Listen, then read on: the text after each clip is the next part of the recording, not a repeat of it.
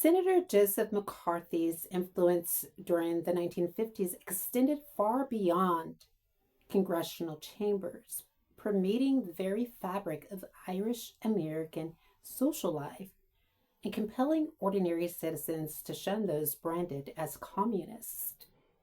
Families distanced themselves, friends became strangers, and communities erected invisible barriers around those accused, creating an isolation so profound that it became a form of social annihilation. I'm Kiana Canada, and this is Mimicking McCarthyism, an examination of an obstruction of justice, uncovering a new iteration of McCarthyism in Belfast, and how it silences Black American oppression on the island. Transparency matters in activism, perhaps now more than ever. What follows represents my outreach to United Against Racism, unedited, unvarnished, and requiring context where communication faltered or fell silent altogether. I present these exchanges not to assign blame, but to illuminate the gaps that form when organizations, however well-intentioned, operate with selective vision. Months had elapsed since I encountered Ivanka and Tova at a film screening at Queen's University, Belfast. The memory had receded into that peculiar space where unresolved encounters linger, neither forgotten nor fully processed. On 11th August 2024, I composed the following message to United Against Racism. Quote, subject, potential collaboration, focus group on addressing the root causes of racism. Dear United Against Racism team, I hope this message finds you well. My name is Kiana Canada, and I am a passionate activist dedicated to addressing systemic racism and promoting social justice. My work has focused on uncovering the deep-seated issues that sustain racial inequalities and finding effective ways to dismantle them. I'm reaching out to inquire whether United Against Racism would be interested in collaborating on an upcoming focus group I'm organizing. The aim of this focus group is to delve into the root causes of racism, bringing together a diverse range of stakeholders to bridge divides and to foster a productive dialogue. Ultimately, I envision this effort leading to a panel discussion where we can collectively explore actionable solutions to combat racism at its core. As part of my outreach efforts, I am contacting various organizations and individuals who are committed to this cause. Although my Facebook page is newly created today, I'm actively engaged on other platforms. And at that time, I gave United Against Racism my X handle. I was on X at that time, but am not on X now. My YouTube account at Real Kiana Canada to learn more about my activism and previous initiatives. I would be honored to collaborate with United Against Racism on this important project. Let me know if this opportunity interests you or if you would like to discuss it further. Thank you for your time and your consideration. Best regards, Kiana Canada. End quote. Nearly 3 months would elapse before someone named Fiona responded on 28th October 2024. Quote, hi, Kiana. I saw your comment today and wanted to take the opportunity to respond to you directly and privately. United Against Racism is a small group of volunteer activists. We do not, quote, cherry pick, end quote, people to respond to, but unfortunately we do not get a chance to respond to every social media message. Or sometimes, like with this message, we wish to bring it to a branch meeting to see who is best placed or available to collaborate, end quote. A branch meeting? how delightfully bureaucratic for a collective of volunteer activists. One might wonder what Baroque organizational chart governs a, quote, small group, end quote, that requires formal committee deliberation before extending basic courtesy to a prospective collaborator. United Against Racism continued, quote, this message came in at a time when we were experiencing a high volume of messages asking for direct action on the street, end quote. Advocacy, in other words, for the Palestinian and Muslim population. Let me be unequivocally clear. I do not harbor ill will toward United Against Racism for prioritizing these communities. However, honesty demands transparency. Organizations should acknowledge explicitly whose voices they amplify and whose they do not. Fiona concluded, quote, I can only apologize that it got lost in the preparation and organizing for that. But like I said, we're a small group of volunteers and we do our best. If you still wish to collaborate, please let me know and we can talk further. It might be best to email us at uarbelfast@gmail.com. Thanks, Fiona, end quote.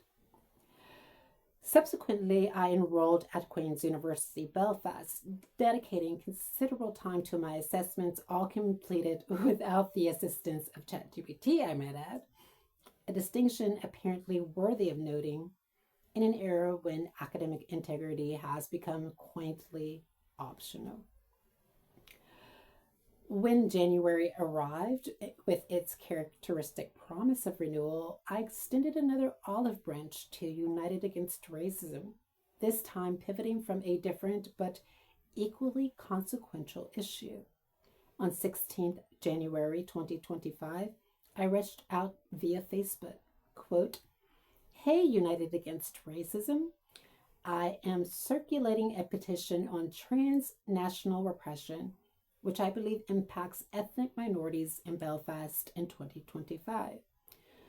Would you like to start the year off on a different foot and tackle this issue together that impacts so many human rights defenders, asylum seekers, journalists, activists, and academics? Racism is morphing into different forms, which allows the intelligence agencies to control and harm people it dislikes. End quote. Here we stand in October 2025, and that message remains unanswered. The question, or that silence for me, speaks with remarkable eloquence. I was not popular in Belfast. I was not Muslim, and therefore United Against Racism did not collaborate. And there did exist a strong possibility or probability that someone with referent power circulating defamatory narratives about me did so to my potential allies. But I don't want to speculate or absolve people like Ivanka Antova, who bears responsibility for fact-checking whatever rumors reached her ears before she repeated it. The principle stands immutable. You cannot occupy the streets proclaiming your commitment to dismantling racism while simultaneously perpetuating it through passive complicity or willful ignorance. This is precisely why I confronted my allies during the protest. Hypocrisy, wrapped in righteousness rhetoric, remains hypocrisy. The stereotype that Black Americans disproportionately suffer from mental health issues constitutes a racial stereotype with deep and poisonous roots in Irish American history. Let us trace this genealogy of dehumanization through two historical inflection points. First, Drapetomania and the pseudoscience of slavery. In 1851, physician Samuel Cartwright conjured into existence drapetomania, a purported mental illness that caused enslaved Black people to flee captivity. Cartwright's twisted logic posited that slavery represented such an improvement upon the lives of enslaved Africans that only those afflicted with a mental disorder would seek to escape. This fabrication served a singular purpose, medicalizing Blackness to justify enslavement and render the natural human desire for freedom pathological. Second, the protest psychosis. Before the civil rights movement, schizophrenia was conceptualized as a disorder primarily affecting middle-class white women. Then in 1968, psychiatrists Walter Bromberg and Frank Simon coined the term, quote, protest psychosis, end quote, alleging that Black power sentiments allegedly drove Black men to insanity. Suddenly, schizophrenia underwent a diagnostic metamorphosis, reframed as an aggressive disorder which they wrongfully alleged predominantly manifested in Black men. Black civil rights activists such as Malcolm X found themselves labeled by the dominant society as psychotic and sometimes schizophrenic, symptoms intelligence agencies allege triggered participation in the civil rights movement. Does this sound familiar? This psychiatric weaponization provided justification for increased police presence and accompanying violence that maintained social order in Black communities. The medical establishment, wielding the authority of scientific objectivity, transformed political dissent into mental pathology. Now, I remain open to meeting in person to discuss these matters directly. Email exchanges and text messages lack the nuance required to navigate such complex terrain. There exists no substitute for sitting across from another human being, reading facial expressions, hearing tone, engaging in the dialectical dance that genuine dialogue demands. To Ivanka and Tova specifically, the very entities propelling your profile upward in the Google algorithm are the same forces stoking division.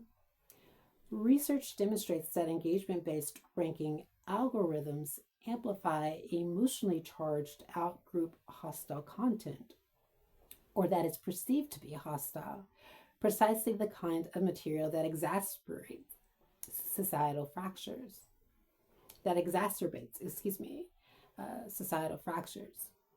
Transnational repression increasingly relies on these same digital infrastructures. If you don't know by now, Irish American intelligence agencies exploit algorithmic systems to monitor, discredit, and isolate those who challenge power. Intelligence agencies optimized for infighting rather than understanding, for controversy rather than connection. Racism metamorphoses across eras, adopting new technologies and rhetoric while maintaining its essential function: the subordination of certain people through systemic exclusion. The door remains open. The conversation awaits. But it requires presence, not performance, genuine engagement, not chance shouted through bullhorns. We'll see you next time.